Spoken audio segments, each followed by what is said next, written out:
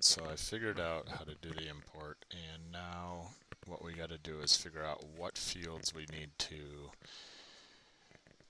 import into the system via, so there's two different separate stores. So there's admin, which is the default one, and that storefront is 0. And then there's default for the store, which would be the store view. And then if we go all the way over to store ID, which is AQ, that is either a 0 or a 1. And in the particular case of what we're trying to change is, show you that.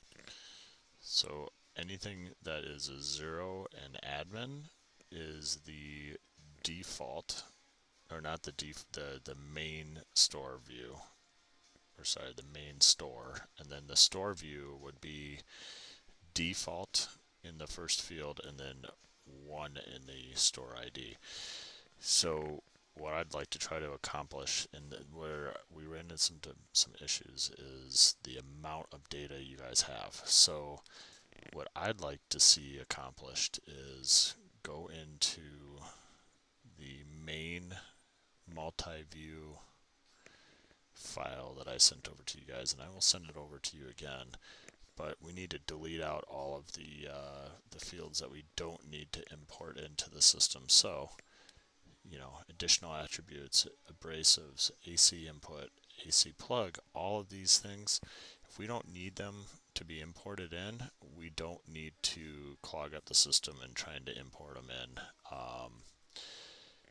So I don't know if you guys can do a comparison in the two files, or have an understanding of what. I know that status was an issue. And let me look at my notes. The other items that I had were customer SKU and bear SKU.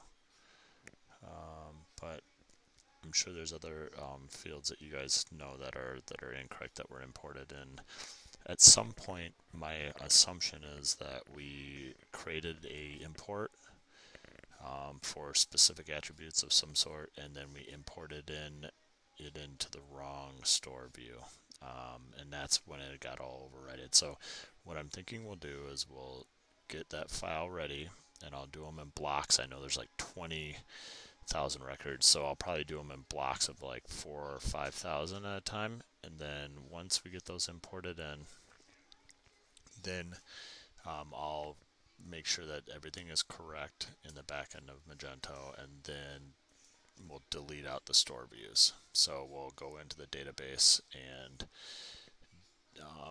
delete out any of that function, so that I think that the checkboxes will all then be checked again, and we'll be good to go. So, for example,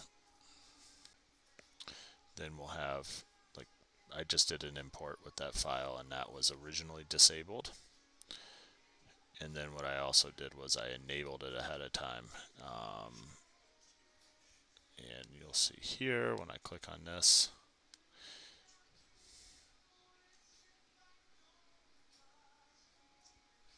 this is still checked, not checked. So we'll have to, I'll have to do a script that will allow for that. But before we do that, we got to make sure that all the data is correct in the front end of, or on the website portion. So I'm going to send this over to you guys. Sorry for the wait.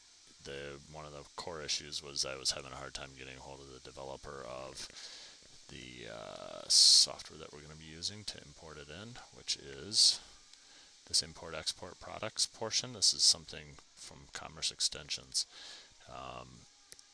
He's a little bit hard to get a hold of, and then secondly, I don't think he's doing a whole lot of work these days. I know that Magento's newest version, which you guys are not on, has a little bit of better importing and exporting tool. And then secondly, he wrote software for the newer version, and the update that we did, he gave me the newest version, which was not as compatible. There were some flaws, so he had to help me roll back some of the functions so that it would work with your version. So we should be good. But basically, all we have to do is when we do an upload, we browse for the file, then we do the import, and we would go to append websites, making sure that this delimiter is the value that's correct, and then we find the file that we're looking for, which was, this is the last one that I did, and then we run it.